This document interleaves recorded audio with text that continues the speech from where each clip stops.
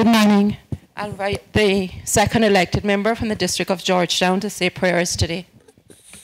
Thank you, Madam Speaker, and good morning, colleagues. Let us pray. Almighty God, from whom all wisdom and power are derived, we beseech thee so to direct and prosper the deliberations of the Legislative Assembly now assembled, that all things may be ordered upon the best and surest foundations for the glory of thy name and for the safety, honour, and welfare of the people of these islands. Bless our Sovereign Lady, Queen Elizabeth II, Philip, Duke of Edinburgh, Charles, Prince of Wales, and all the royal family. Give grace to all who exercise authority in our Commonwealth, that peace and happiness, truth and justice, religion and piety may be established among us. Especially we pray for the Governor of our islands, the Premier, the Speaker of the Legislative Assembly, the Leader of the Opposition, Ministers of the Cabinet, ex officio members and members of the Legislative Assembly, that we may be enabled faithfully to perform the responsible duties of our high office. All this we ask for thy great name's sake. Let us say the Lord's Prayer together. Our Father, who art in heaven, hallowed be thy name. Thy kingdom come. Thy will be done on earth as it is in heaven. Give us this day our daily bread, and forgive us our trespasses, as we forgive those who trespass against us. Lead us not into temptation, but deliver us from evil. For thine is the kingdom, the power, and the glory, forever and ever. Amen. The Lord bless us and keep us. The Lord make his face shine upon us and be gracious unto us. The Lord lift up the light of his countenance upon us and give us peace now and always. Amen. Amen. Please be seated.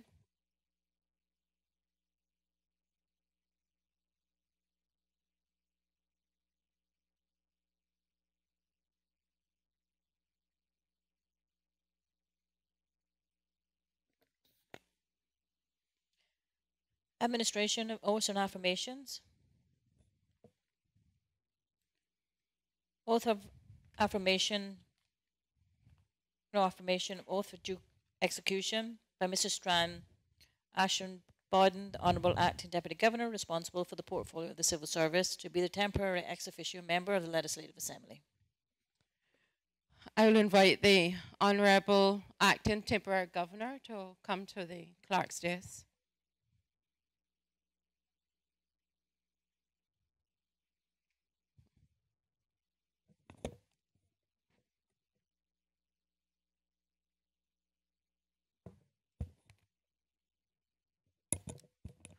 Members, we're about to take the oath.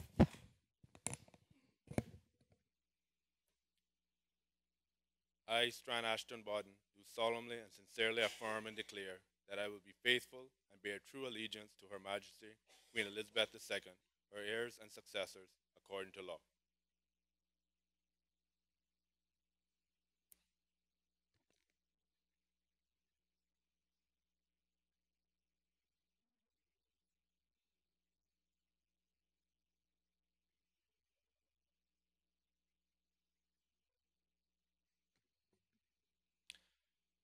I, Strand Ashton Bowden, do solemnly and sincerely affirm and declare that I will well and truly serve Her Majesty Queen Elizabeth II, her heirs and successors, and the people of the Cayman Islands in the office of ex officio member of the Legislative Assembly.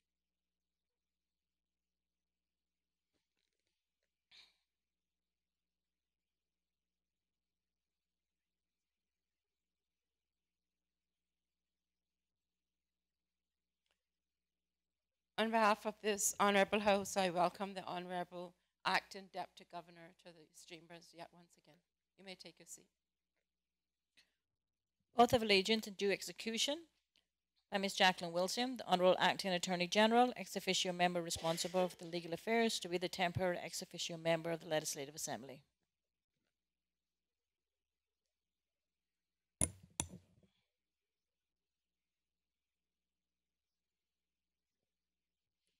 I, Jacqueline Wilson, do swear that I will be faithful and bear true allegiance to Her Majesty Queen Elizabeth II, the heirs and successors according to law. So help me God.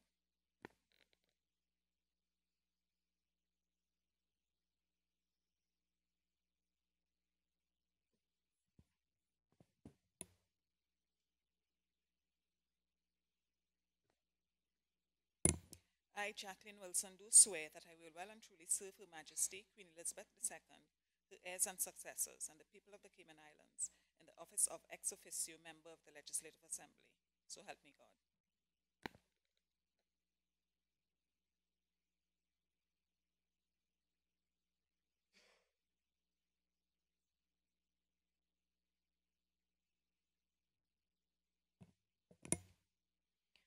On behalf of this Honourable House, I would also like to welcome the Honourable Acting Attorney General to these chambers. Please be seated.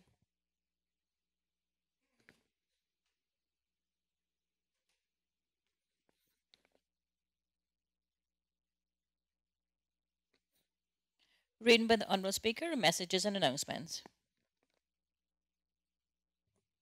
I have received apologies for the late arrival of the Honourable Leader of the Opposition, for absence for the Honourable Deputy Premier, and apologies from the Honourable Minister responsible for Finance, who is unwell today.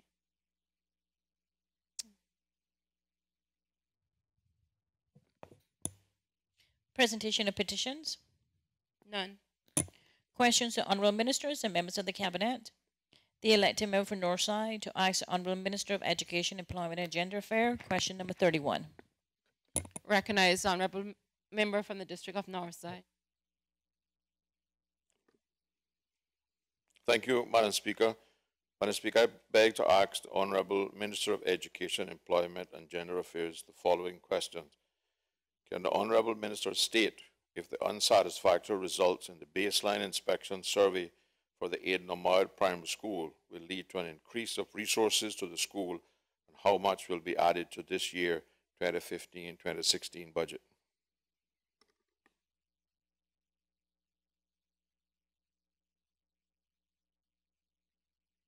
Honourable Minister responsible for Education. Thank you, Madam Speaker. The answer. The baseline schools inspections and the Education Governance Review identified areas of strengths as well as areas of improvements in all schools inspected, including Edna Moyle Primary School. The Ministry, along with the Department of Education Services and the lead inspector, developed a plan of action to maximize these strengths and address the areas of weakness. The plan of action was designed to primarily utilize current resources more effectively. However, it was recognized that some additional resources were needed in the schools. Additional resources provided to Edna Moyle Primary School specifically related to the plan of action in the 2015-2016 school year include provision of a non-teaching special education needs coordinator, SENCO, to strengthen the leadership team and provide support for the special education needs students, formal institution of head of infants and head of junior roles in the school, which, in addition to the SENCO, form part of and strengthens the leadership team, and the assignment of 2 additional support assistants to support SEN students. Additional resources provided in the 2015-2016 school year to the Edna Moyle Primary School generally to support instruction and operations include, but are not limited to, construction of 2 additional classrooms, addition of a staff room for instructional planning and staff meetings, installment of play equipment for the infant department, installment of softball under the play equipment for the junior department, addition of a new mechanical and electrical room, renovation of the hall, including stage and new lighting, installation of new projector in the hall, installation of an additional exit door in every classroom, and installation of smart boards in every classroom. Thank you. Honourable Member from Northside. Madam Speaker, I have a couple of supplementaries, but am I entitled to get a copy of the written question to answer? I don't have any copies of the question. The answer? The Sarge is coming now. Okay. Member from Northside.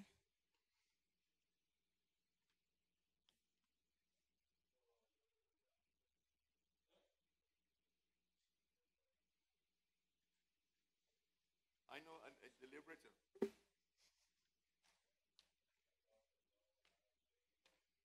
But now his fault. Now yours either.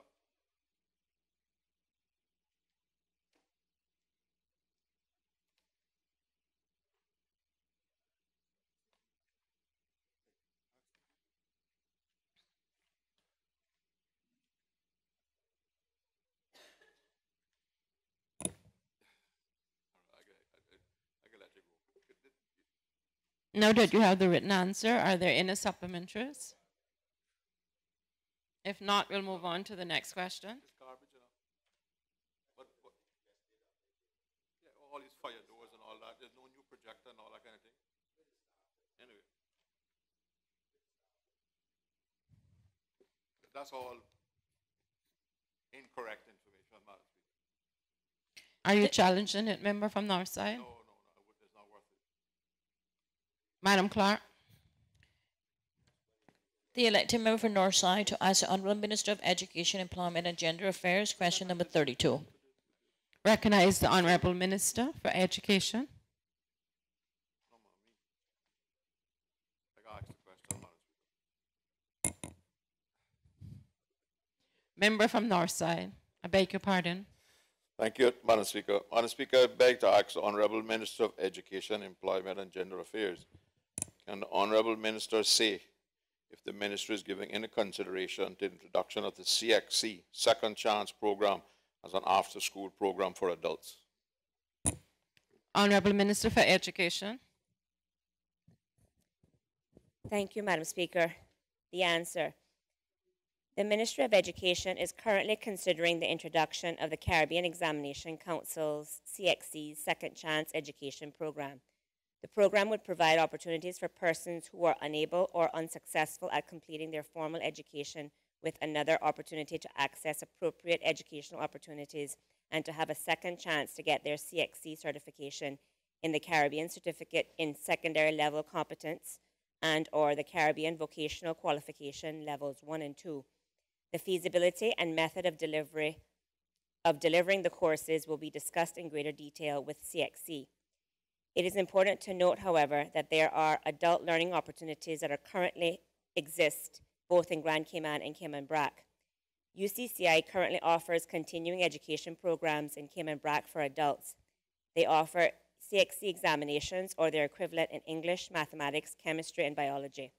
Pursuant to their purchase agreement, UCCI has also been charged with the responsibility to develop and deliver a bridge or foundation program which would enable adult learners to access further UCCI courses of study upon successful completion of the foundation course. The Ministry of Education is awaiting to receive the proposal from UCCI. There is also a long-standing arrangement in place with the Seventh-day Adventist Church on Grand Cayman, where government school facilities are offered at no cost to facilitate a program which incorporates a range of CXC courses offered to the public by the Seventh-day Adventist teachers outside of normal school hours.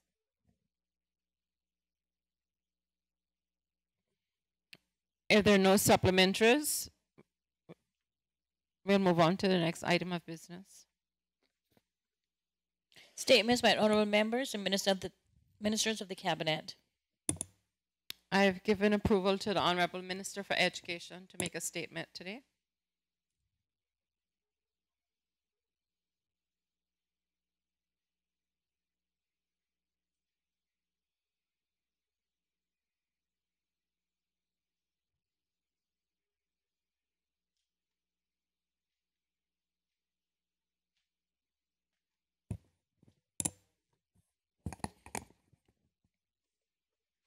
Thank you, Madam Speaker.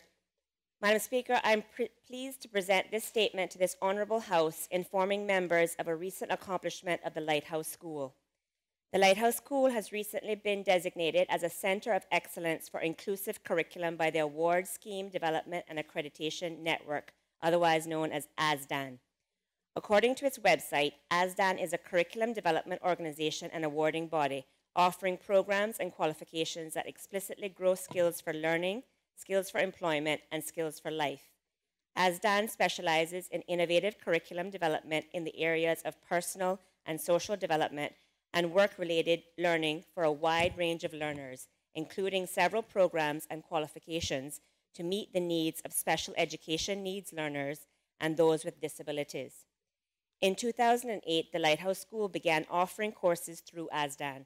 The ASDAN program provides a framework through which our Lighthouse students can receive a recognized and established qualification from an accredited board for work they complete in the areas of personal, social, and independent living skills. ASDAN programs are offered globally and are moderated through its headquarters in the United Kingdom.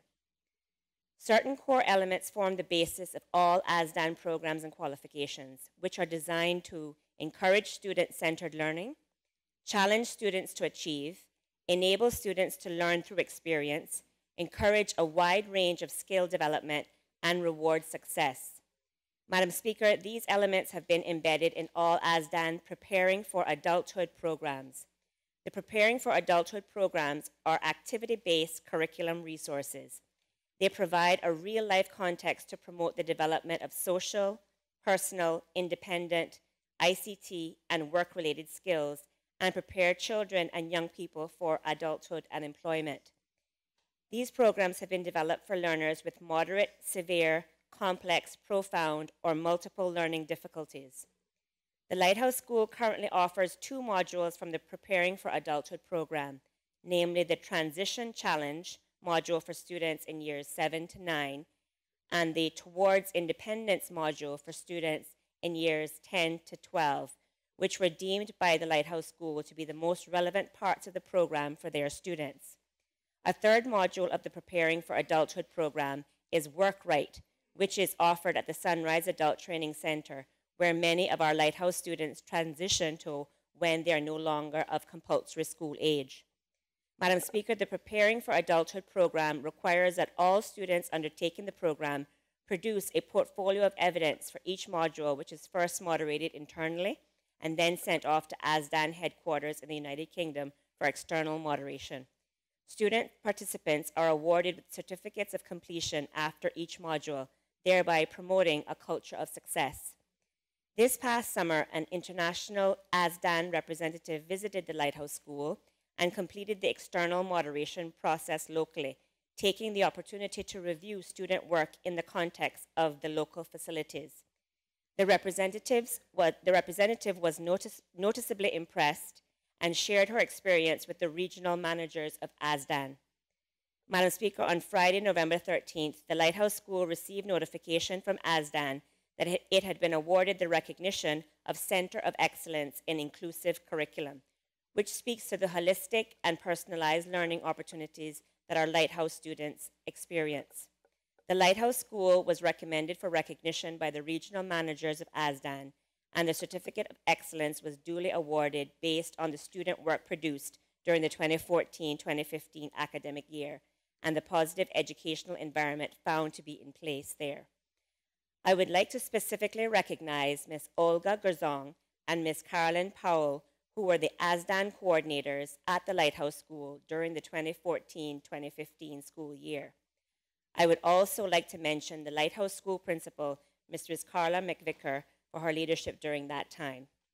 I have been informed that the Lighthouse School team has also been contacted by ASDAN Direct recently and advised that the Turks and Caicos Islands are also beginning to offer the ASDAN Preparing for Adulthood program through their facility for adults with special needs, and that ASDAN have advised the TCI representatives to liaise with the Lighthouse School representatives for guidance and support in implementing the program. This, Madam Speaker, is a testament to the success of this program in our country. On behalf of the government, I congratulate the leadership, staff, and students of the Lighthouse School who have worked very hard to earn this prestigious recognition as being an ASDAN Center of Excellence for Inclusive Curriculum. Thank you, Madam Speaker.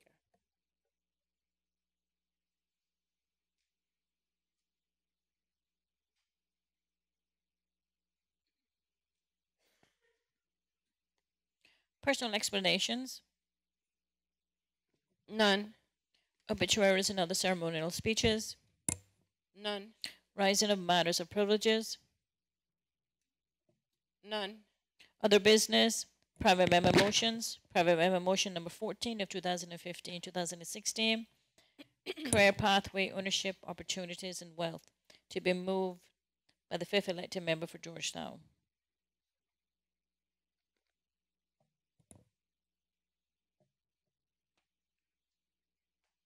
The next item of business is a motion by the 5th elected member from the District of Georgetown. I recognize the councillor being the 5th elected member from the District of Georgetown.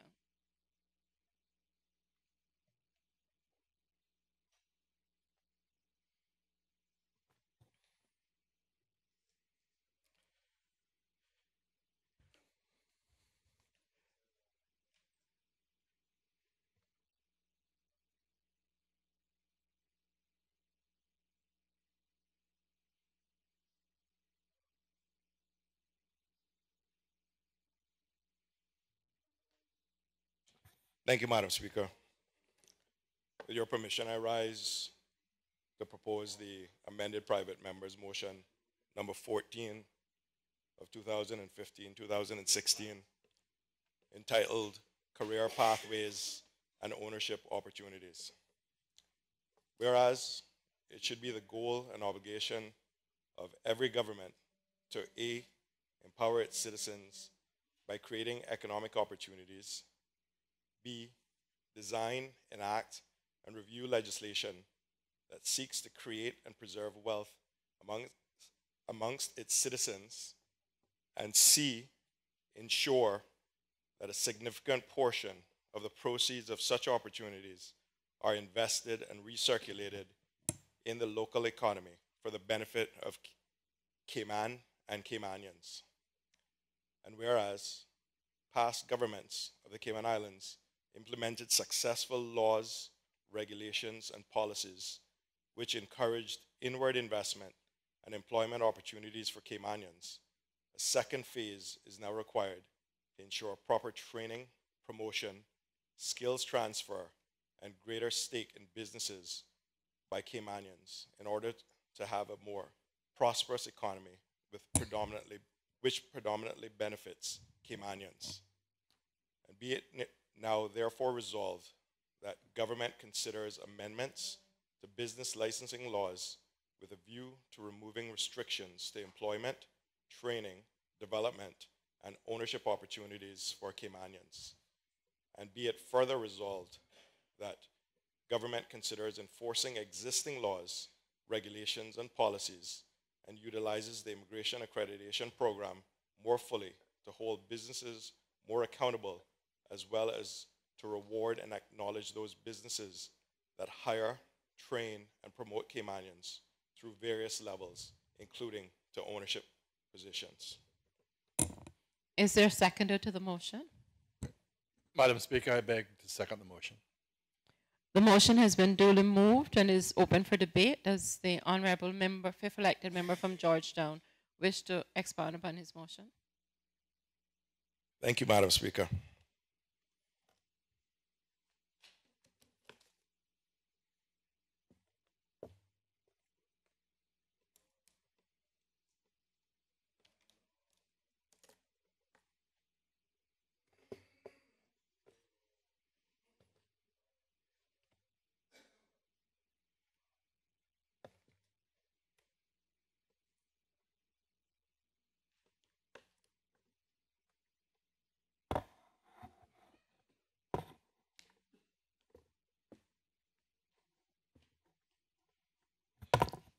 Madam Speaker, I'd first like to thank the first elected member from Bordentown for agreeing to second this motion. Without him, I dare say, it might not have been presented.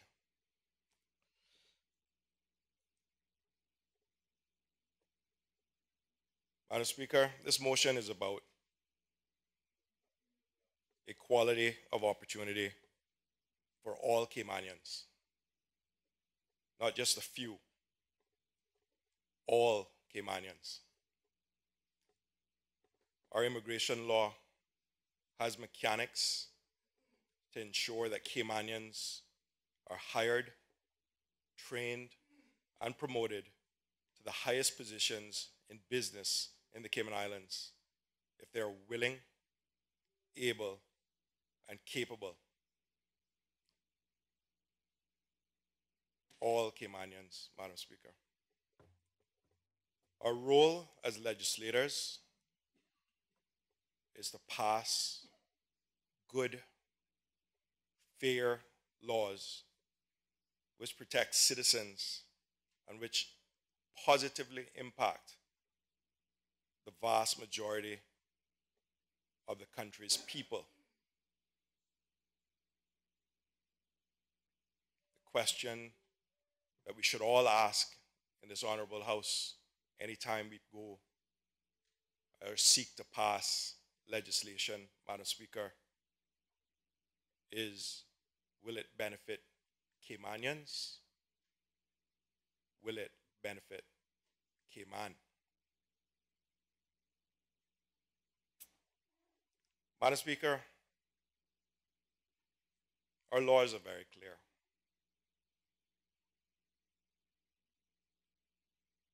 They're pretty simple.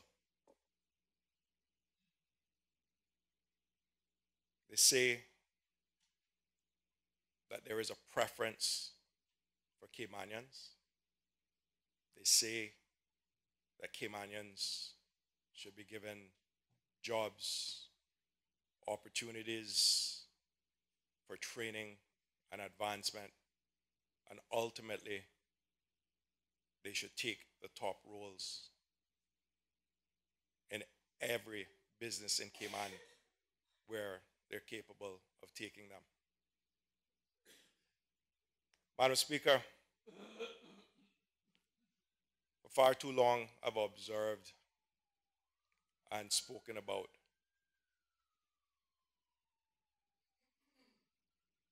the letter and intent of the immigration law of these islands, which used to be called the Cayman Protection and Immigration Law.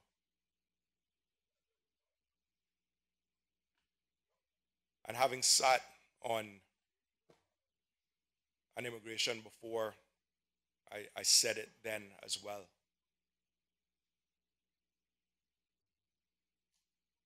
It's not enough for us to wait until people become Caymanians to start enforcing, respecting, and following our laws, Madam Speaker. Those laws weren't intended to primarily benefit future Caymanians. They were there to protect, empower, and push our existing Caymanians to the fore. That's not meaning, Madam Speaker, that once people become Caymanians, they can't have all the rights, privileges, and the benefits of being Caymanian. But absolutely, it should not be to the detriment of those Caymanians already existing. Madam Speaker, while I sat on the Immigration Board, there was this thing called Regulation 6, or as we like to colloquially call them, Reg 6s. And what that says, that regulation says, is that you need to have a Caymanian understudy where they don't have the skill set or the experience yet. And you have to ensure that they get those skills. And when they do, in that 7-year period that we also put into the immigration law, then they're supposed to advance to those roles, those lofty, more privileged, better paying positions. Madam Speaker, in my entire time on the Immigration Board, I didn't see one Reg 6 come to fruition. Madam Speaker, we as legislators have the awesome task of creating good laws, but we also must enforce those laws, Madam Speaker, for the benefit of the people that elected us to these roles. Madam Speaker, I don't know if it's because of how our revenue base is derived, why we turn such a blind eye.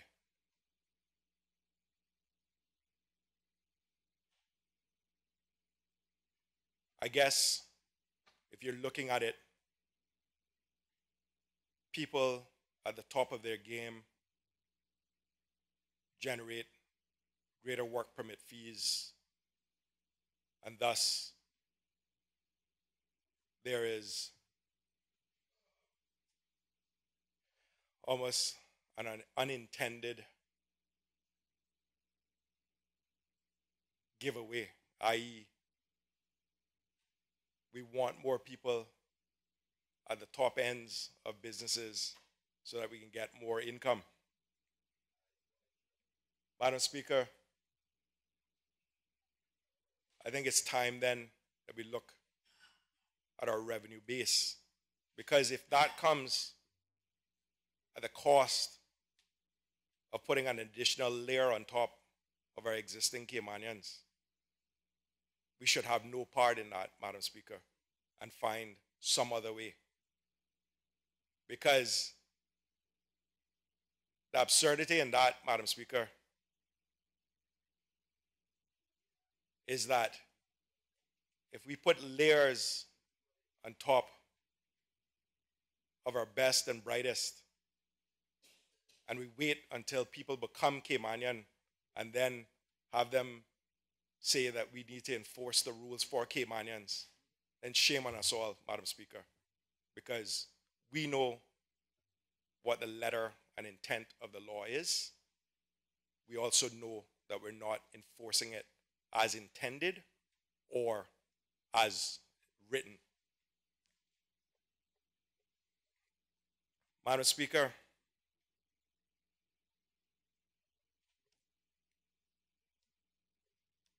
people can't choose to ignore laws for any period of time and invoke them when convenient. General law, if not adhered to, will result in specific laws in respect of Caymanian advancement. There will become a time when people say enough and they come and they petition people like us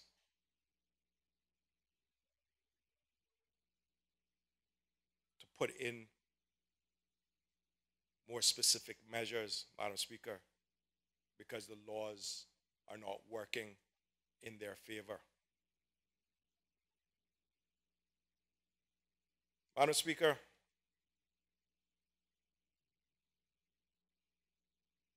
there's recently been a debate about experience of politicians.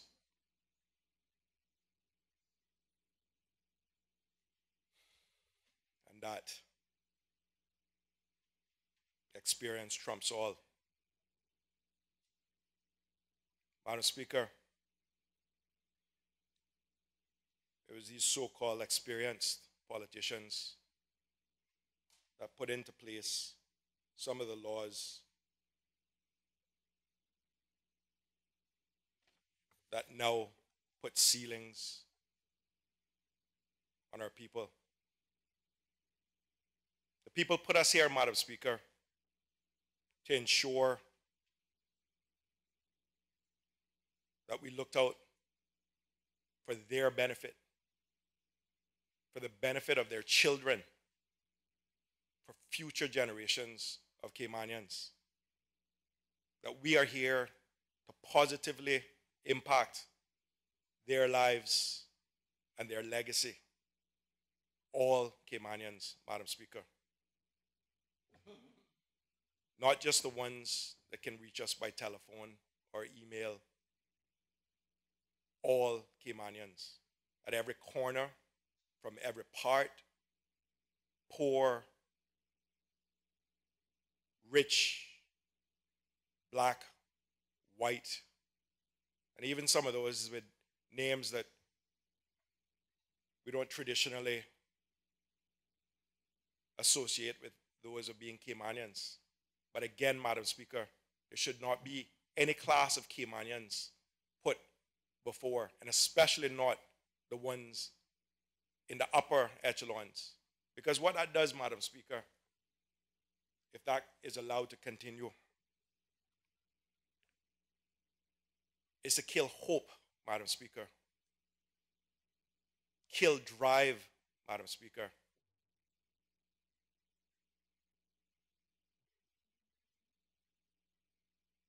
We must look out for especially the vulnerable, the ones whose parents don't know any better, that didn't come from silver spoons, didn't come from professional backgrounds,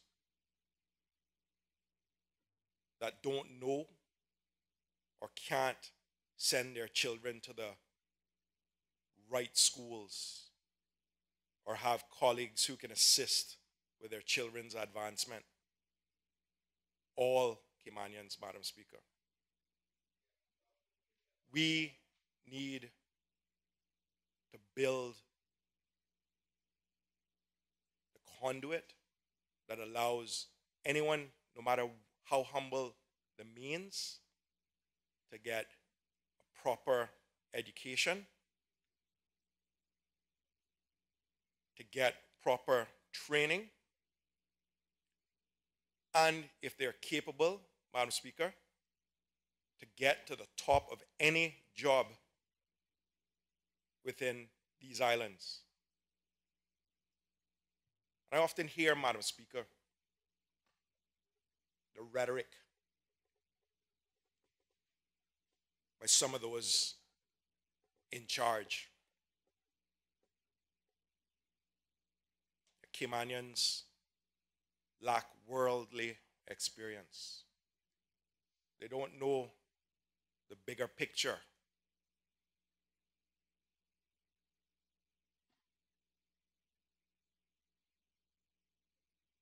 They don't want to work as hard as people coming here. Madam Speaker, the immigration law sets out very clearly what those in charge should do with those Caymanians that won't have the experience. It's to get them the experience. It's to train them. Not sit back and wait 7, 10, 15 years and say, oh, they simply don't have the experience, so we couldn't possibly promote them to the upper echelons in our business. It's the law, Madam Speaker.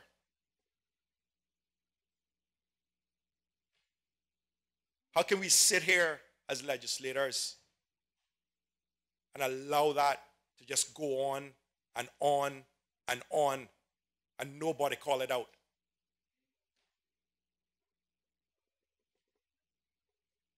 Madam Speaker,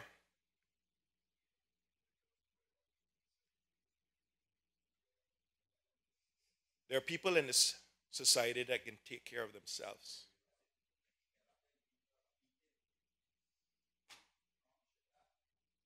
What about those people with the parents who can't?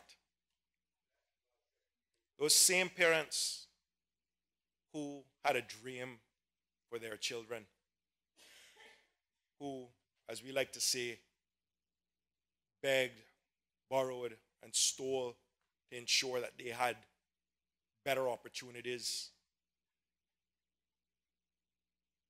than their parents did. If it's not our role to ensure that those people, if capable, get as far ahead as possible, then what are we doing here, Madam Speaker? Somebody, please tell me what our role is as legislators, because somehow I must have missed that day when they told us.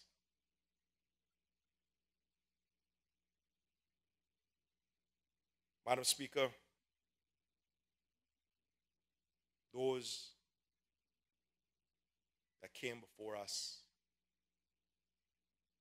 had the foresight, the fortitude, and the belief that Caymanians could be anything they put their mind to if given proper opportunities. We have to ensure that that legacy that they established not only continues, but is fulfilled, Madam Speaker.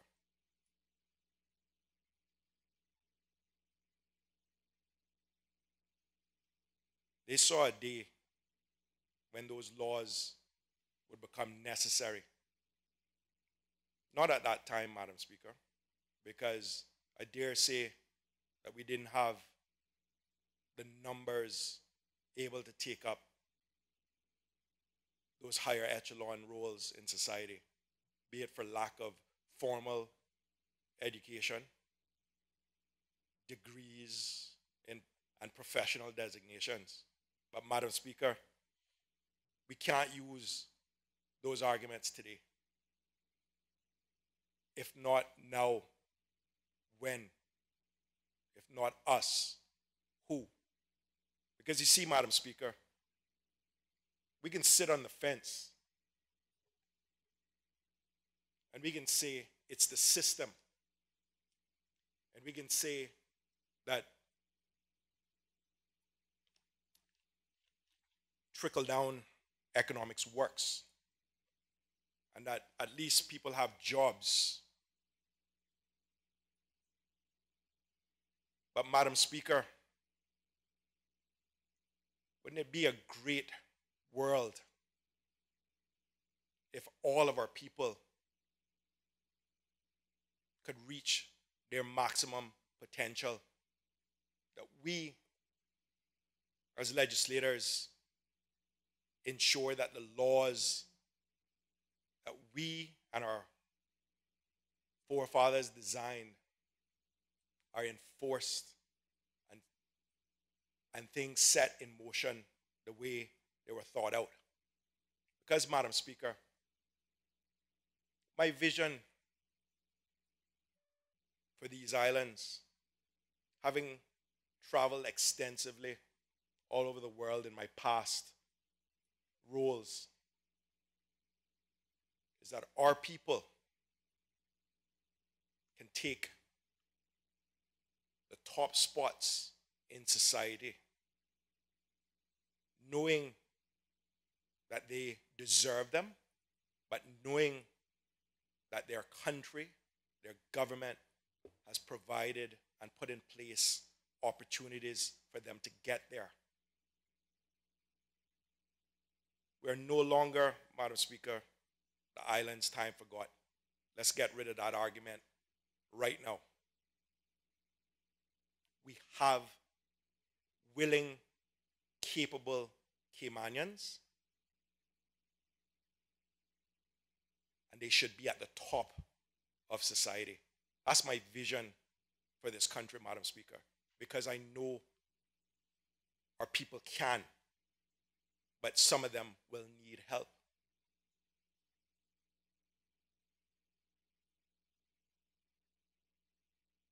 Madam Speaker, we are a very inclusive society.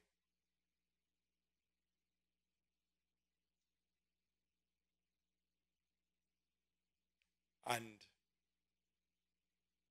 I have no fear of competition, Madam Speaker. In fact, I've competed all my life just against the odds. But I had opportunities, Madam Speaker. You see, I was this little boy from Northside that had a teacher as a mother and a security guard as a father. We didn't have enough money to put one boy through school, much less three. But they instilled, Madam Speaker, a work ethic. They instilled a belief in oneself. And they told us that we could be anything that we wanted to be if we put our minds, hearts, and souls in it. And that we relied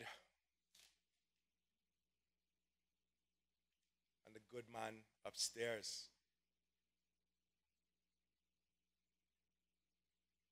What they also didn't say, but I think they must have felt empowered by,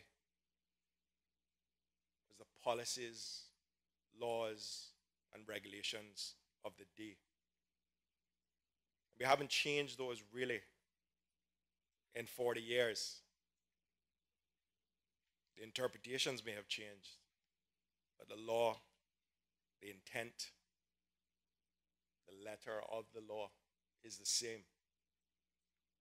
Madam Speaker, what I'm saying may not be very popular or something that is digested easily. But I owe it to my children, Madam Speaker, and their children to say it. Because, Madam Speaker, no parent wants to tell their children that you can get great jobs and great roles reserved for Caymanians. And you can get halfway up the ladder, but that top echelon,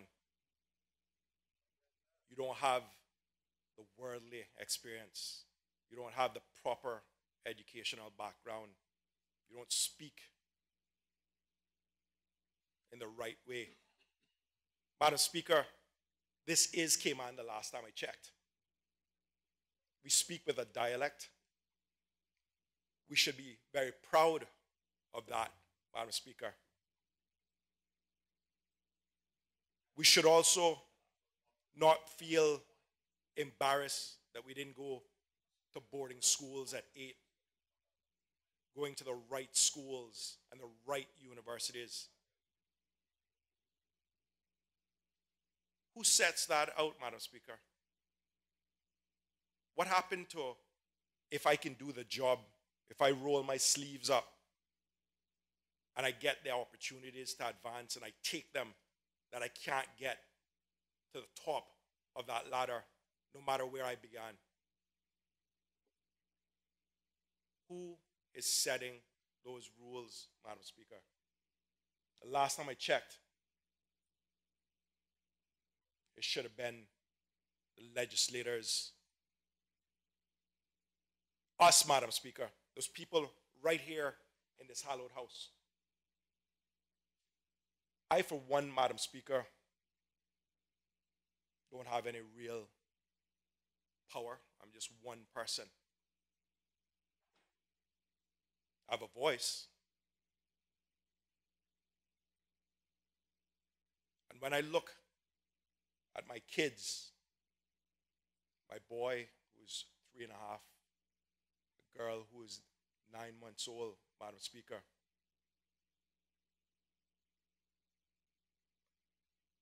I want to look them in the eye and say that when I was here, I may not have changed anything because I didn't have the numbers backing me, but I sure said it, and I raised it, and I fought for them because I need to be able to tell them if they can't get there, that I fought for them. Because, Madam Speaker, my role isn't just for this generation of Caymanians or the ones that came before. It's for the ones coming after. And as a father, I need to sleep well at night and look my kids in the eyes and tell them that if they work hard, if they're willing to put in the blood, sweat, and tears and effort, then they should be able to get to the top of any profession in these islands. And that none, intentionally or unintentionally, Madam Speaker, will be closed to them because somebody else is making the rules.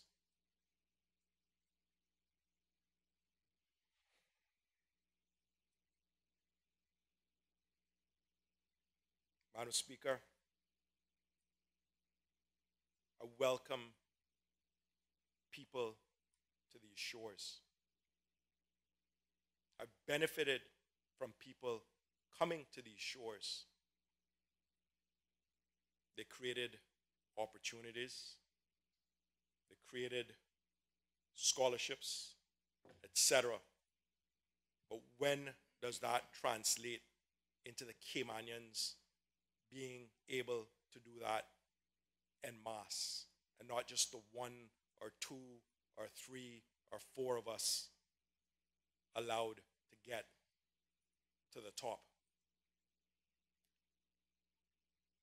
Madam Speaker, that inward investment, those opportunities were not there to perpetually just give Caymanians entry level or middle management roles in organizations. They were there to provide opportunities both for those coming here, but especially for those already here. That is what past governments wanted. That's what they set in motion. Subsequent governments have not fulfilled what the intent and letter of those laws were, Madam Speaker. So shame on us, because we collectively have that power. And anybody that's listening or watching should put the blame squarely on us, Madam Speaker, because we were elected to stand up for them, for their children and their children's children. And Madam Speaker,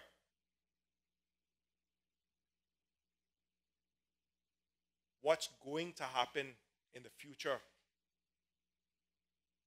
if we don't address some of these things now is that everyone is going to become Caymanian, and those that have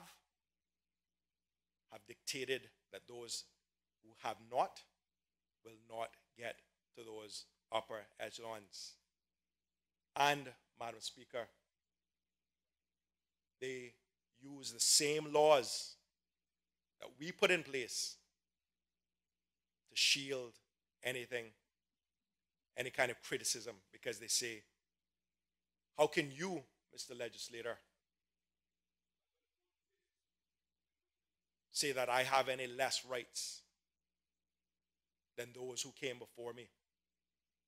How can you, Lady Legislator, cry foul when we're all giving Caymanians jobs, and we're all giving them great salaries for Caymanians? Madam Speaker, my answer to that is it's not the law. It's not the intent of the law.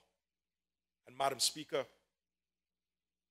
for the first time in our history, we have 9 lawyers in this hallowed house.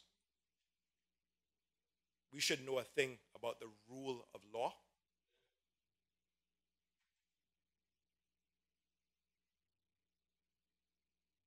And following the letter and intention of the law. Because if we can't, and we don't,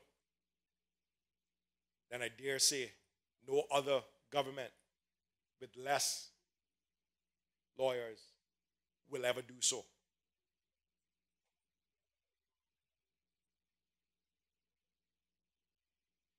Madam Speaker, the only way we can grow our population is through immigration. And long may the policy live that we welcome people to these shores.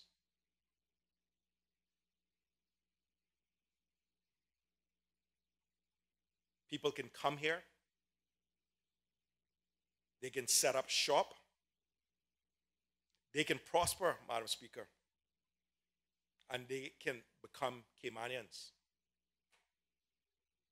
But it can't be to step on the shoulders of the existing Caymanians. It can't be that those of us whose parents built this country can't benefit, advance, and prosper to those highest rungs on that ladder, Madam Speaker. Because if that's the case, I think we all have forgotten some of that equation.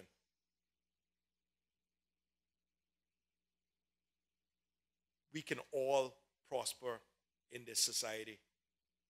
We can all share that economic miracle that is the Cayman Islands. Madam Speaker,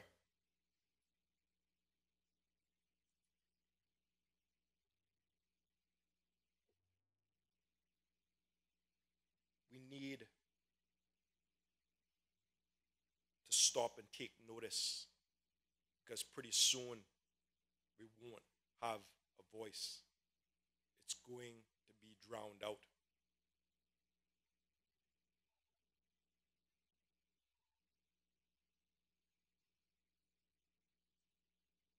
Madam Speaker,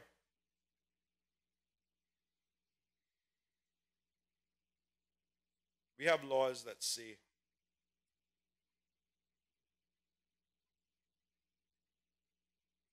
that you can come here and set up shop, but you have to have 60% Caymanian ownership, or in special circumstances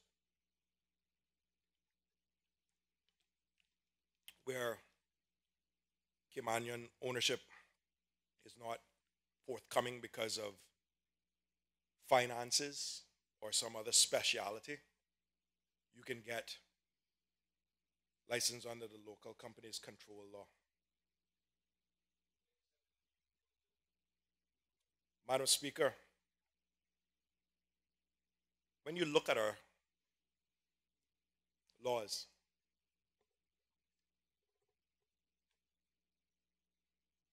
over time, you've seen these carve-outs. You have a carve-out for certain professions that previously didn't have enough Caymanians to fill. And Madam Speaker, these entities, these businesses, these trades, these partnerships are exempted from that 60-40 rule.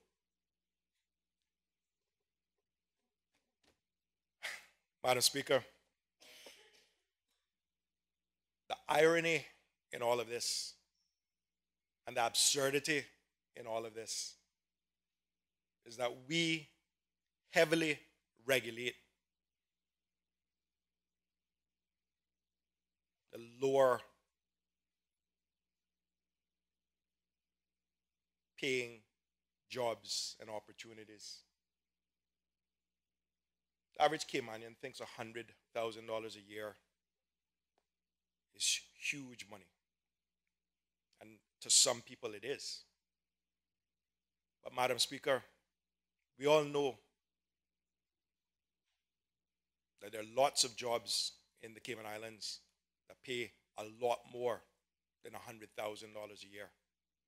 So why is it, Madam Speaker, that intentionally or unintentionally, those jobs are the ones that are usually exempted from the 60-40 Caymanian rule, or even the LCCL? What are we saying to our people, Madam Speaker? That you can stay right around this level, $0 to $100,000 a year, And we'll heavily regulate that. But the jobs that are paying sometimes up to multiples of millions, they're all exempt from the laws that bind the rest of us. Madam Speaker, again, how many own goals do we have to score before we feel that we have lost? Madam Speaker, I was preparing my motion, and I guess after it was sent down to the House and put on the paper, I got a lot of calls from the private sector asking me to explain what my motion was. Madam Speaker, I refuse to actually answer that. Because if people have to ask, if people can't see,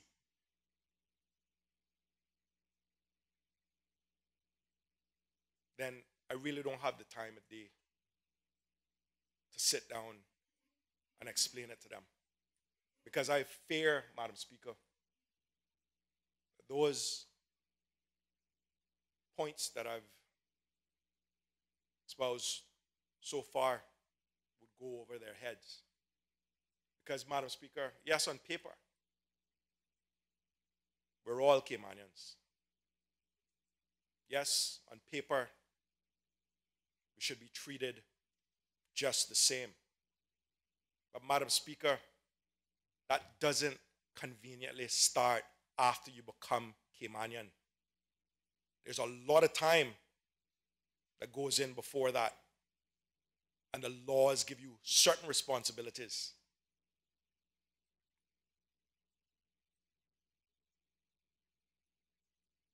Madam Speaker, how can we as a government, and I use that term generally, I'm not talking about this government, I'm not talking about past governments, I'm not talking about future governments specifically, I'm talking generally. How can we as a government exempt the highest paying jobs in the land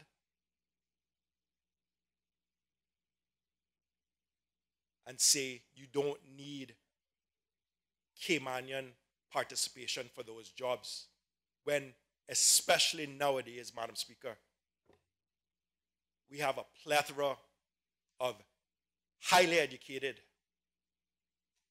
technically trained Caymanians that should be taking those rightful spots, in many instances, side by side with those that came here and yes, provided the opportunity, but again, not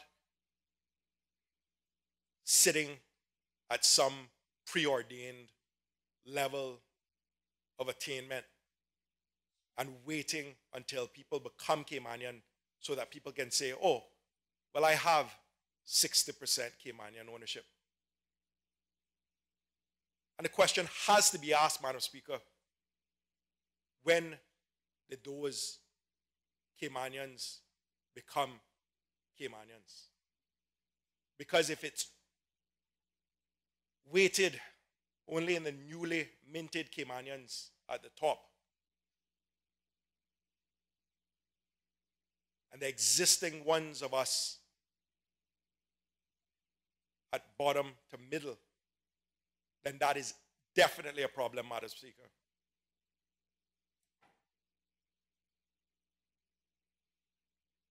Give the people the opportunities, yes, for jobs.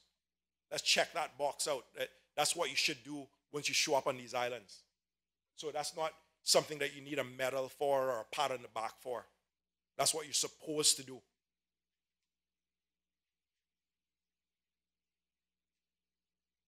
But once you've given them education, because that's the other thing that we like to say, oh, well, we give scholarships and we give job opportunities.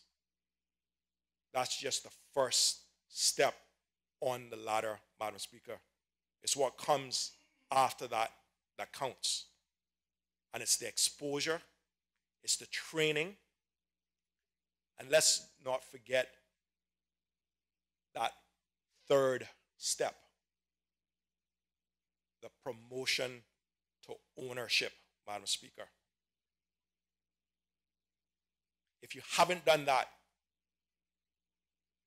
then you haven't fulfilled your contract to the Cayman Islands. And you've generally excluded the most important part of the laws set out in these islands to empower Caymanians. And nobody, Madam Speaker, in this room or otherwise, can tell me to back down because we're getting there. This is 50 years in, Madam Speaker. If not now, when?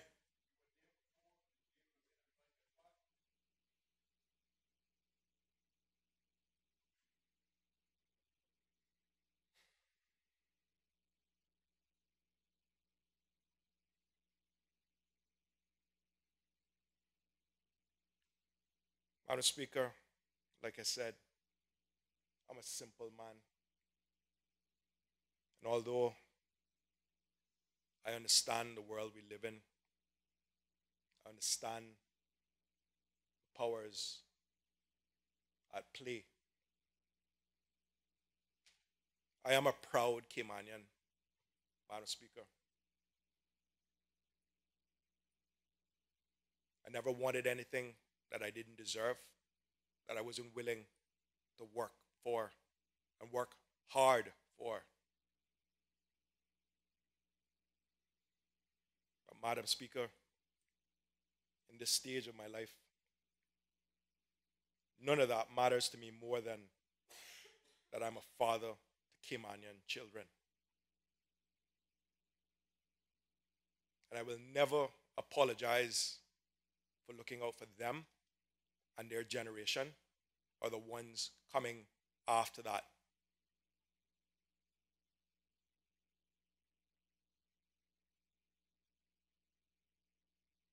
And I will sleep well at night, Madam Speaker, knowing that while I was in this role, I fought for them. I fought for Caymanians who couldn't speak for themselves. Because that, to me, Madam Speaker, is the most important part about this role that I have in this honorable house. And it's not to say, Madam Speaker, that I am somebody that espouses or believes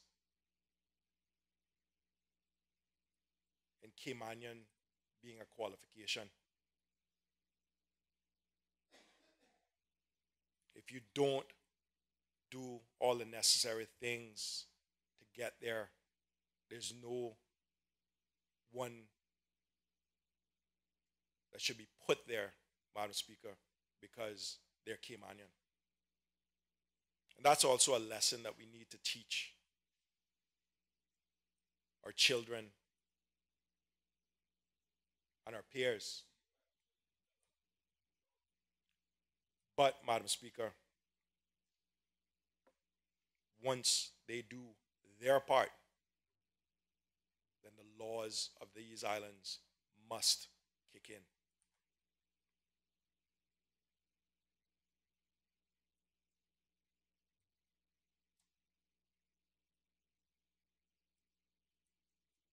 But, Madam Speaker, I guess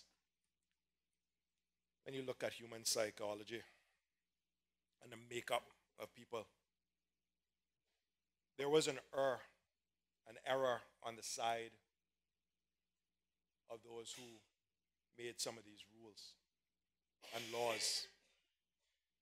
Because, Madam Speaker, what we said is you can self-police, basically. Here are the rules. You come to Cayman,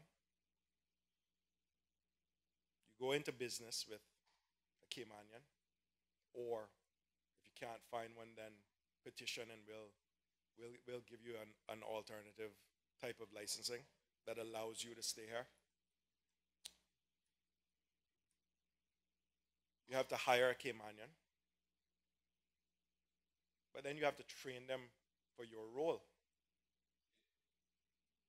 And then when you finish training them, then thank you very much.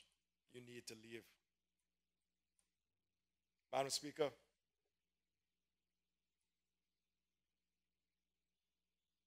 I don't think they found buried treasure in Cayman from days gone by. But don't for a minute think that people coming here haven't found the treasure that has eluded all those treasure hunters. Because, Madam Speaker, we have almost a perfect setting here. You can come to Cayman, you can have a better quality of life, and you don't pay income taxes, Madam Speaker. And in many instances, you come here on special packages where you get higher salaries than where you came from because you're moving your families and you're coming in to add expertise and other things not in the country that you're emigrating to.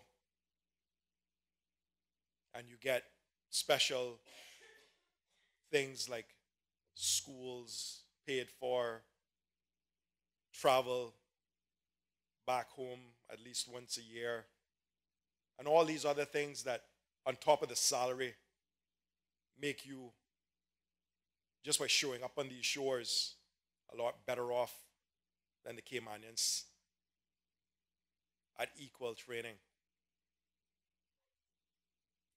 Madam Speaker, who in their right mind would give that up willingly? I wouldn't. So why would you expect, or why should we expect others to come uproot their families, uproot their lives, and come and establish something just to give it away and say, you've got 7 years of good money making, and then you need to give it to someone that you've trained and move back to where you came from. Madam Speaker,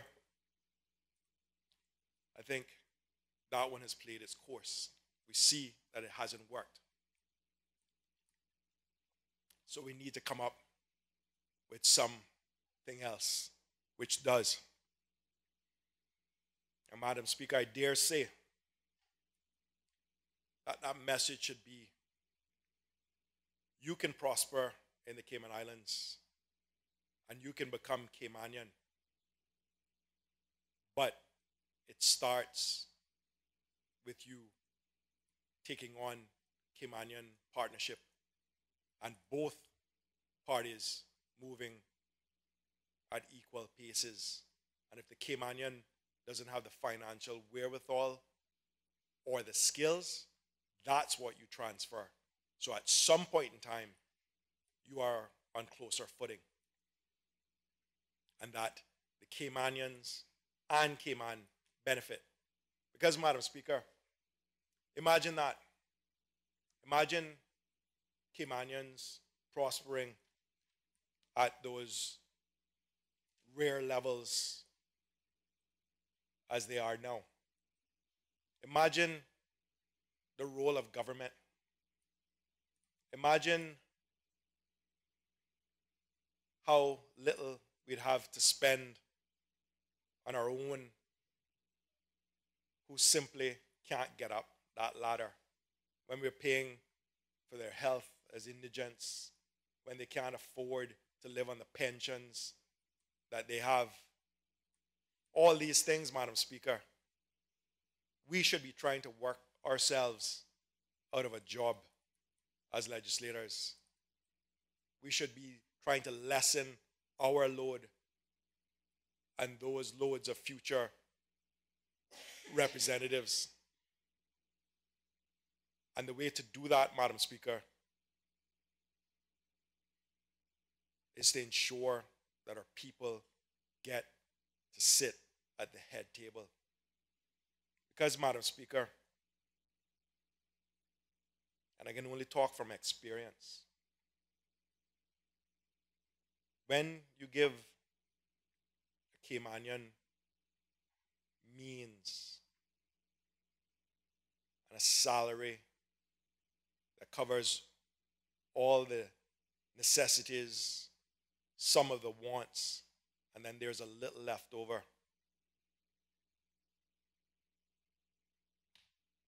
the probability of that Caymanian investing that extra cash in the Cayman Islands is going to be a lot higher than someone who isn't from here and who doesn't have the roots and the longevity in some instances. And Madam Speaker, when we speak about our fears and observations about this $198 million that leaves the country every year by way of money, services, and the transfers of the Filipinos, the Jamaicans, the Hondurans, and all of that. Madam Speaker, that's a drop in the bucket for what leaves this country at the upper echelons. Those people aren't buying vineyards and racehorses and chateaus and Ferraris and Lamborghinis and this, that, and the other. That's where what we should really be concentrating on, Madam Speaker. Imagine if some of that money that's going to prop up other countries' economies got spent and circulated in this economy. We wouldn't have to be up at night trying to figure out how to put people to work on the roads so they can get a little bit of Christmas money. That's the absurdity in all of this, Madam Speaker. The more we empower our people, the greater opportunities we give them, the less we as legislators need to battle. And the money is here. We need to make sure that they have the skills. And once they have the skills, we need to enforce the laws of this country and ensure that people get up as far on that ladder as they are capable of. Because if somebody else is setting the tone and the rules and the laws, history shows us that they will never get there, Madam Speaker. That is our role.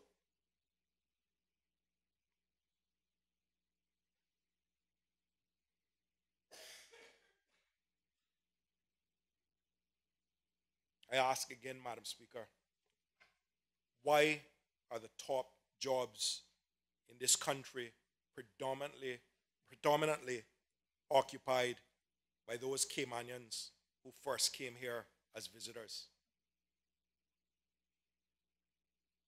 If you were to write this down as a mathematical equation, it does not add up, Madam Speaker.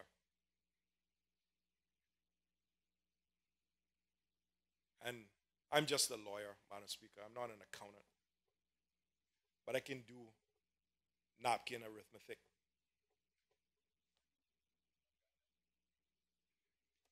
On the back of a napkin, I don't need a spreadsheet to know that if this continues, we are in for a world of hurt, Madam Speaker. History should be our greatest teacher.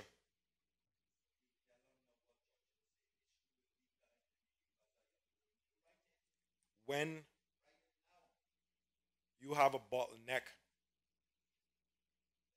of intelligent but frustrated people, Madam Speaker,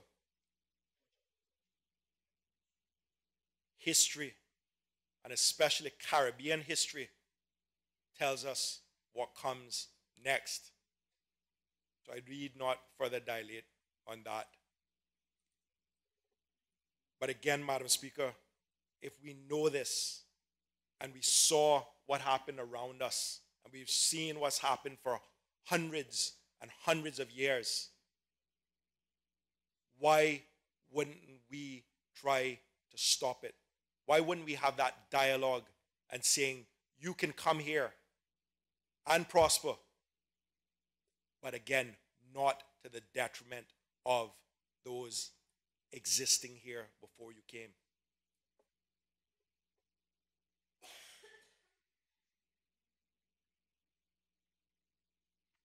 Should we not have dreams, Madam Speaker, as a country?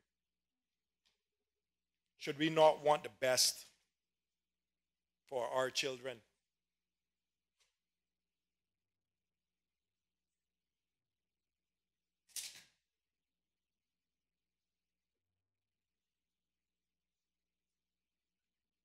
Madam Speaker, also hear the argument that those people that made those laws didn't really understand the way of the world.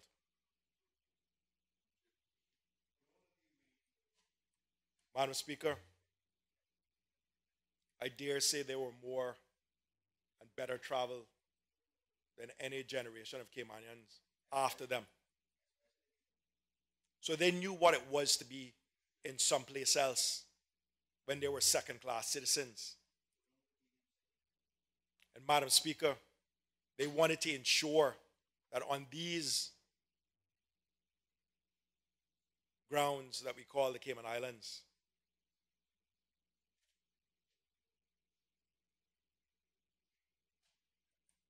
that they reserved those top positions for their own. Not saying, not in some xenophobic way of saying, let's close society and not allow anyone to come in. But to say, if you come in, it has to be that you're bringing something that those here don't have, that they can learn and grow from. And if you advance, we advance. It's not enough, Madam Speaker, to say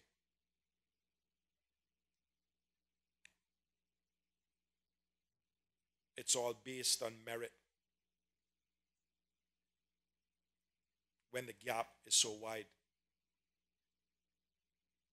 Because just on the balance of probabilities, Madam Speaker, there should be more Caymanians after 50 years of economic development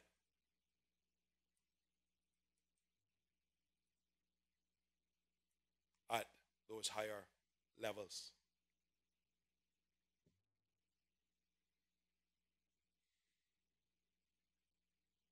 We can't buy the argument of now that we're here and now that we're Caymanian, let market forces prevail, because that gap will never close if we do. Member, you have 58 minutes remaining. Thank you, Madam Speaker.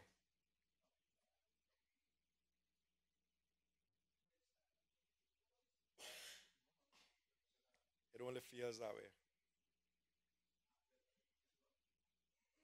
Madam Speaker,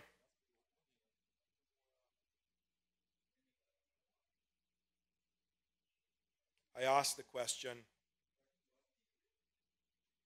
what are these 18 members of government doing about progressing Caymanians to senior positions in firms, businesses, and opportunities in Cayman? It's not something I need an answer for, Madam Speaker. It's rhetorical. But I want all 18 members of this legislative assembly to ask themselves that question. What are those political and public policy considerations? Where is that nation building?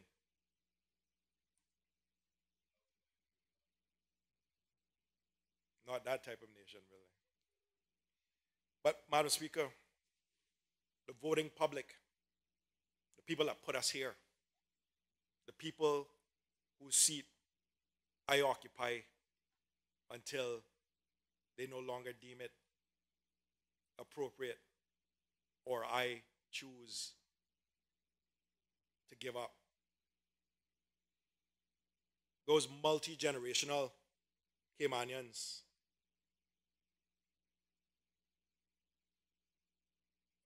must be preferred, not just treated equally. Why? Because they started off at a deficit. Why? Because that's what the law says, Madam Speaker.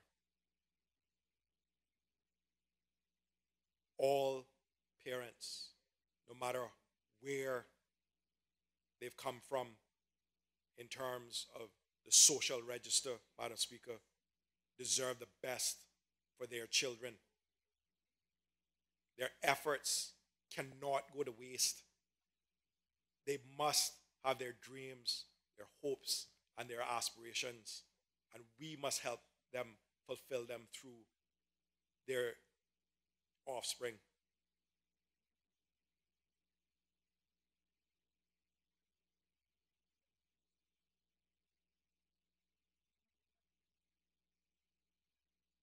I can't go back to my constituents, Madam Speaker, those parents, those young Caymanian professionals who can't advance because they're running in one place and they're afraid to come out and say anything to the wider public because they're afraid that it'll stunt their growth in their particular profession and their particular firms. Madam Speaker, I get texts, I get emails, I go to lunches, I go to people's homes, and I hear a common theme. We're frustrated, but we're afraid. Madam Speaker, how can a Caymanian be afraid in their own country? Because they feel people aren't going to protect them when they come out. And Madam Speaker,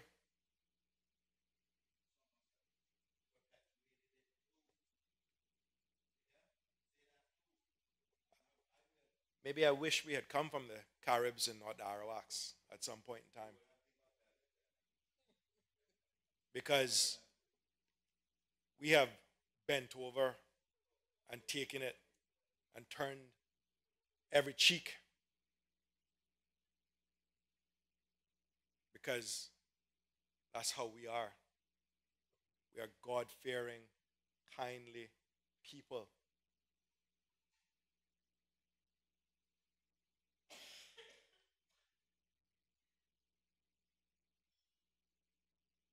We're not quick to anger.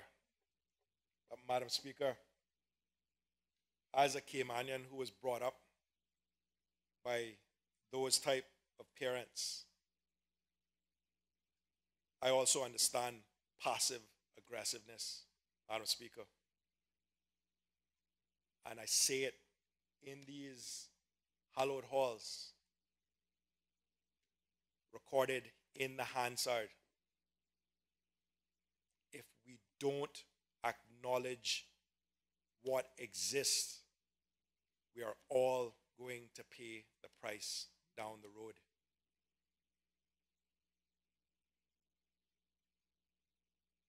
It was these same lessons in other areas that we ignored in the past. Those experienced politicians, Madam Speaker, who said that these young boys that were forming together were just letting off steam. They were just bad in nature. And now we have organized crime to a degree that we can't even control in our own shores. Madam Speaker, we need to acknowledge what is possible, even if it's an ugly possibility. And we can't wait until the horse is out of the stables and too far down the road to rein it back in. And that's going to mean, Madam Speaker, taking some very drastic sounding action, but in reality, it's just redressing what has come before and trying to prevent what is going to come down the road if we don't act now.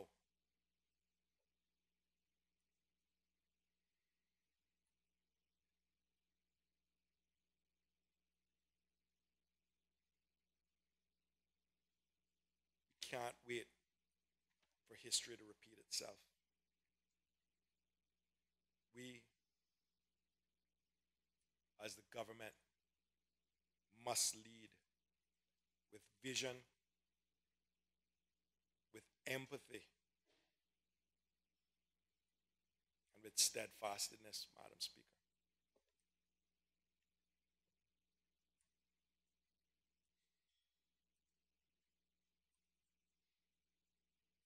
What is that vision that our forefathers had for us? Can we honestly say that it has come to fruition and that we have achieved that Caymanian dream? Because, Madam Speaker, I say it often and I say it as much as people are willing and then sometimes not willing to hear. The Cayman dream is very much alive. The Caymanian dream is almost dead.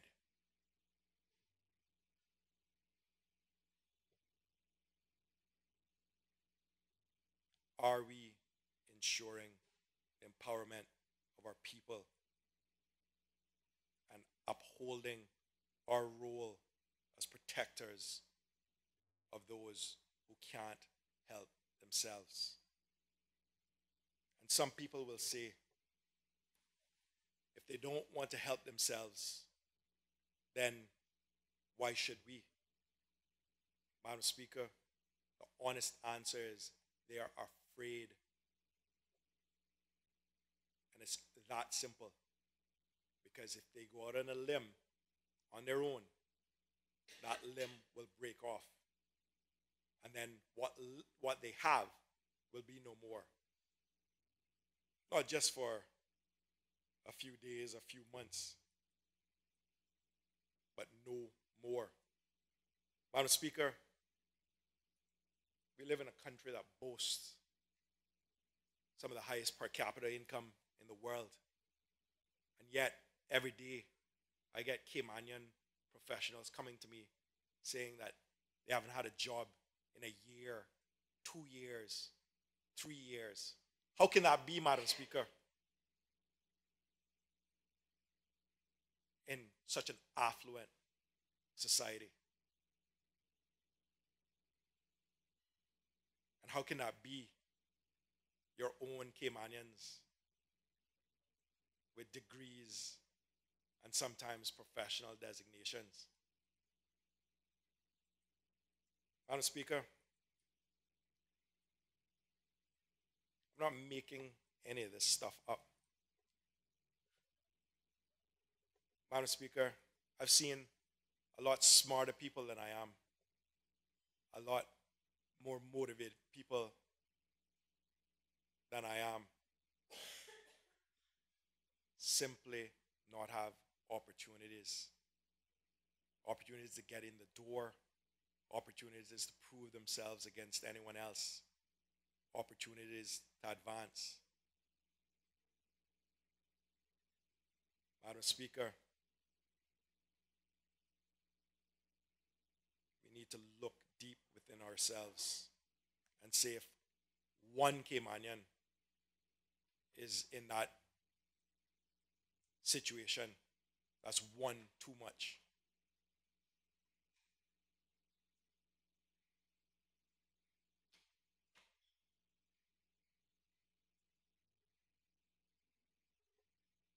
And Madam Speaker, like I said, my vision my people is that they are not a minority in the upper echelons of this society. When we have events, that it's an equal mix, if not predominantly Caymanian. Because when we have gotten to that point, Madam Speaker, I dare say we will have addressed the prayers and the dreams of our forefathers.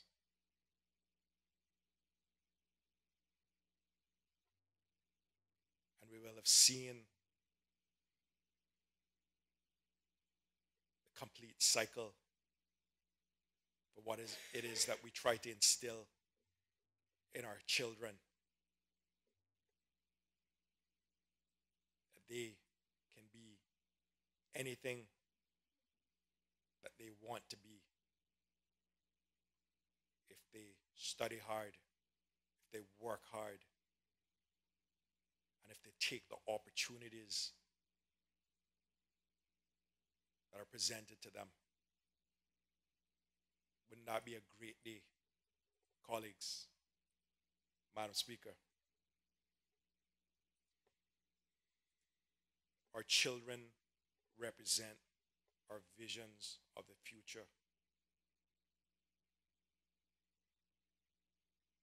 It's our role, our obligation to set them on that track, not just to halfway up the ladder, not just on the first rung of that ladder, Madam Speaker.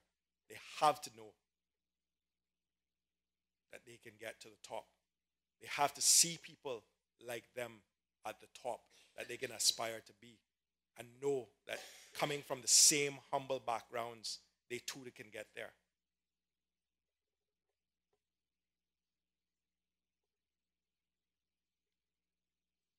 Madam Speaker, I won't go too far down that road because I'll probably get accused again of being inexperienced as a politician or naive to what the best interests of my people are.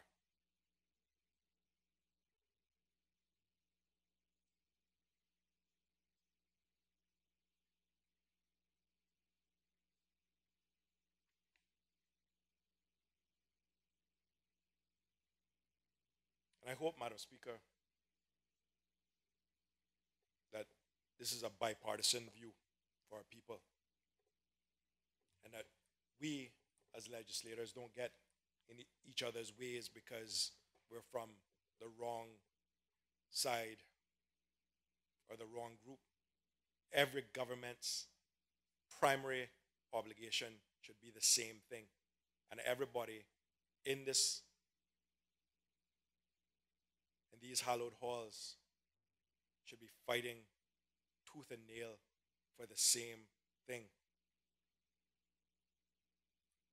I hope that we can all agree that Cayman would be a better place if more Caymanians were prospering under the excellent conditions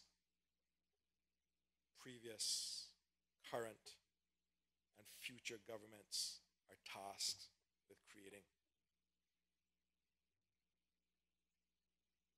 If only from a selfish position, Madam Speaker, that would make all our jobs a bit easier.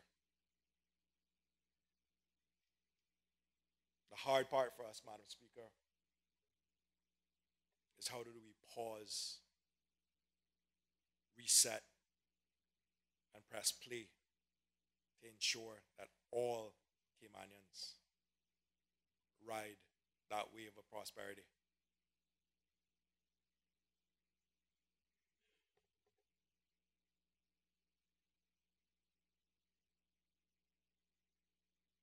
Madam Speaker, I just want to reiterate a point that I raised, just in case it's gone over our heads. If the majority of the wealth made this country. The wealth created by policies, laws, and regulations go predominantly to those people who have other options of domicile. If that majority of the wealth that is created here leaves to buy these golf courses, vineyards, race horses, castles, etc., etc., etc. What happens when the bottom drops out, Madam Speaker? God forbid. What happens if something like another Ivan comes or something catastrophic? And those people chose to leave because they had acquired enough, they had enough, and they had options. What's going to happen to the ones that remain here without the wealth and without the options? It doesn't take a genius, Madam Speaker, to figure that one out.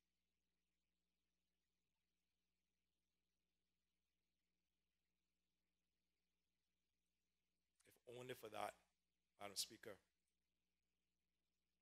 us legislators should be worried and try to ensure that more Caymanians partake in those upper echelons so that some will remain here, be reinvested and recirculated here. Because, Madam Speaker, we're grateful for the amounts that are. We're grateful for the opportunities and the charity and everything else. But I, for one, would be more grateful if our people were participating at those levels, because it would give me some surety that in the future,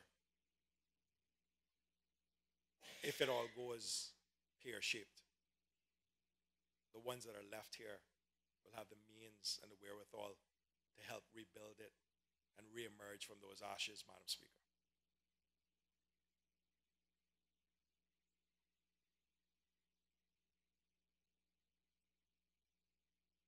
My motion, Madam Speaker, talks about successful policies. Also talks about evolution, because we can't just keep going back to the same well and saying that it's okay for Caymanians to get jobs, it's okay for them to get scholarships, but not then insist on evolving that so that they need to get the training, the proper exposure, and the ability, or at least the opportunity, to advance to those highest levels and be given priority when those opportunities are given out. Because it's not about equality in terms of after we build it, then you can have equal treatment. It's we have preferential treatment until you get it, and then we're all equal. So I think somehow, Madam Speaker, the definition of equality needs to be defined or redefined. We have to have those policies in mind. Those policies that were done 30, 40 years ago have actually regressed. Because at the time when they were stated and put in place, we didn't have Caymanians at the numbers that we have now. Now that we have trained, qualified Caymanians, they have to get those opportunities. And we can't just rely on the fact or say, oh, well, we need the revenue from the work permits. Madam Speaker, I'm not a proponent of long waits for people to get PR and other rights. If the system is working the way it should, we shouldn't fear them. But what the average Caymanian on the street fears, and this sentiment is now becoming prevalent in society, which there's no need for it to be, Madam Speaker, if this was going according to those plans. They feel that they're being drowned out in their own country. They feel that they're being inundated and supplanted and oppressed in their own country.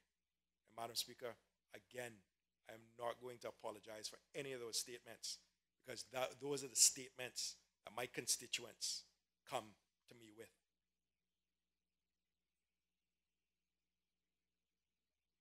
And if it's not reality, it's perception. And we all know that perception can become reality. Madam Speaker, we sometimes hear that Caymanians don't want it enough, and that they don't work as hard. But Madam Speaker, let me just flip that coin a minute. When we look at some of the professions and we see the Caymanians leaving in droves, we sometimes like to say, oh, it's the lazy Caymanians, or, they didn't want to work. Madam Speaker, imagine that young Caymanian professional that really doesn't believe there's a path for them. It doesn't see a lot of people like them in those hallowed halls at the top of the food chain. Imagine going in day to day, every day, to work and saying, I'm taking a gamble on my future, because it seems that no matter how hard I work, what I put in, sometimes doing twice as much to get half as much, I can't get ahead. Madam Speaker, what do you think that does to the psyche of that Caymanian, that young Caymanian?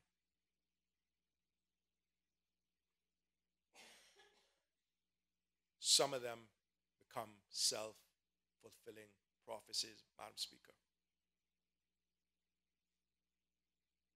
And they succumb to the stereotype, because they simply cannot see themselves at the top position, or sometimes not even near the top position. And Madam Speaker, that touches on the next part of my motion.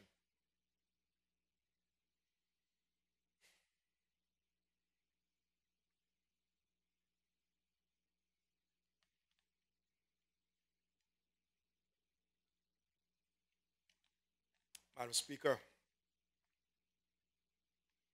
when we allow the exemptions to exist as they are, those people that have advanced to a certain stage in their chosen careers, and I'm talking, Madam Speaker, to the professions in this country. And I'm just going to set out a little story, Madam Speaker. And I'll withhold the names for fear of incrimination.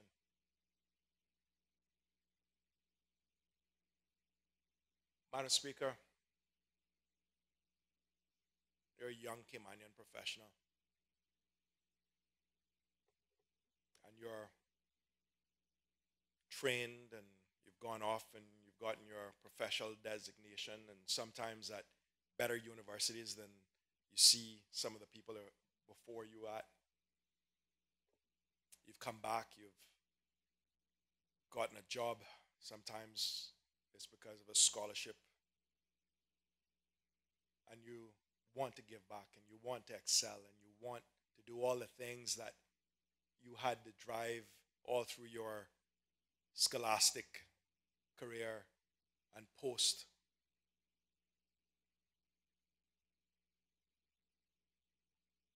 That pushed you to be the best person, the best student, the best employee that you could be.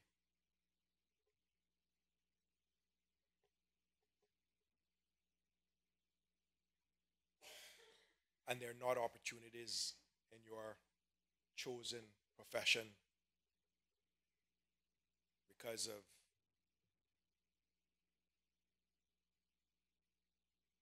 what you've seen historically or just how you feel while you're in that institution. And then you say, you know what? What are my options? Let me start considering them, because I too want a quality of life and I want to have opportunities that may not be afforded to me in my current situation. Madam Speaker, when you look left and you look right, as it currently stands,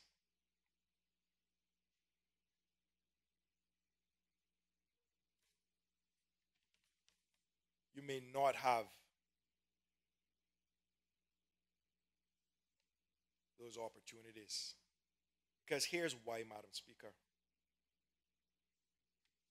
We've exempted some of those opportunities from having Caymanian ownership.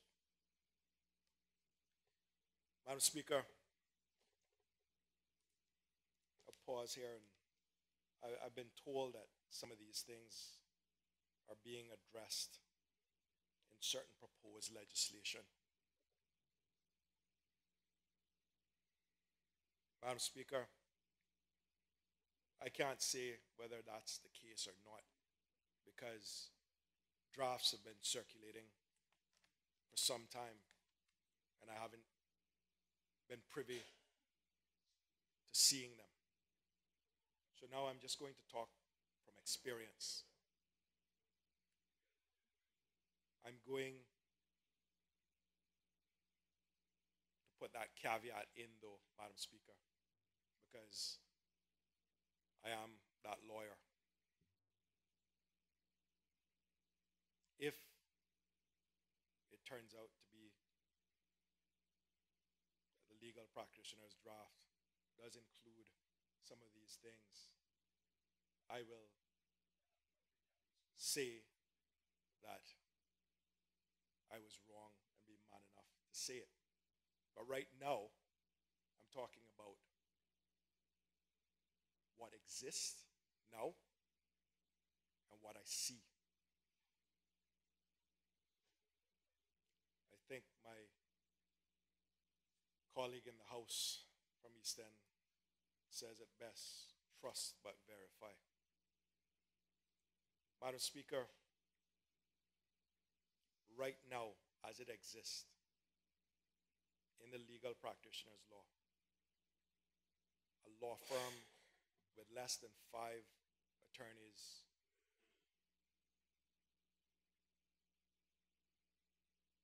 is not required to be licensed by the Grand Court. Law firms with less than 5 attorneys have been able to come here and operate without any licensing whatsoever.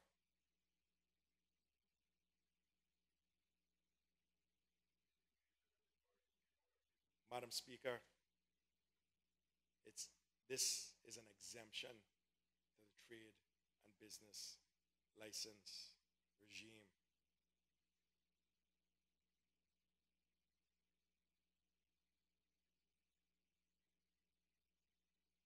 if it were not, and somebody came here and said they'd set up shop and compete with Caymanian firms, and there were Caymanians who couldn't get article clerks or advancement to partnership, if it went through that board, I would dare say, I would hope that that license would be denied because of the required Caymanian participation. Madam Speaker, I'm not going to go further into how this system operates and how these loopholes exist. But it's time, if not contemplated, if not in these drafts, it's time for that to end, because we're giving away our birthright for those willing, able, capable Caymanians. We're putting a concrete, reinforced ceiling on their advancement in these islands. And again, Madam Speaker, I won't go in to some of the intents of those experienced politicians when they made some of these policies. Madam Speaker, it's not only law, it's company management, fiduciary services, which otherwise known as directorship services.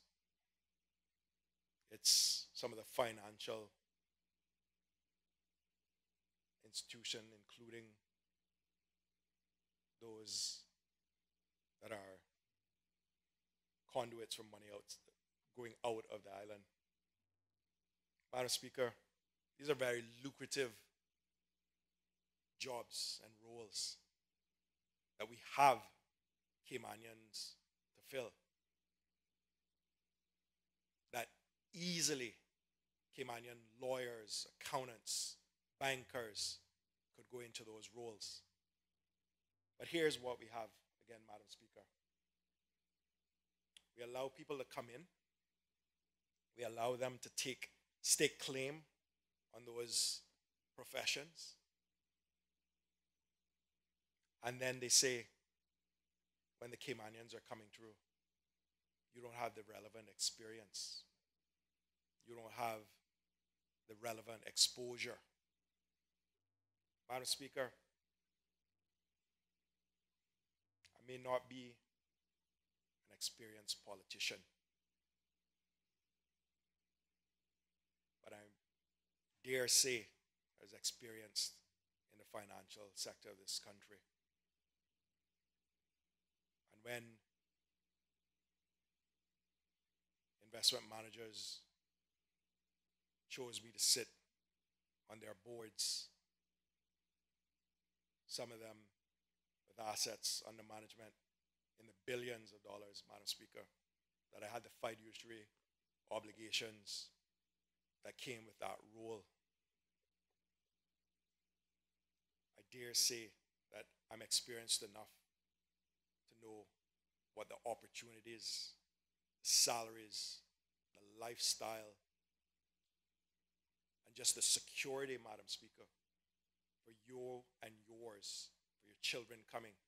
I know exactly what that is. And nobody in here can tell me I'm lack experience and I'm naive in that. And again, Madam Speaker, it goes back to how are we holding the birthright that was handed down by our forefathers for this and future generations. Because guess what, Madam Speaker?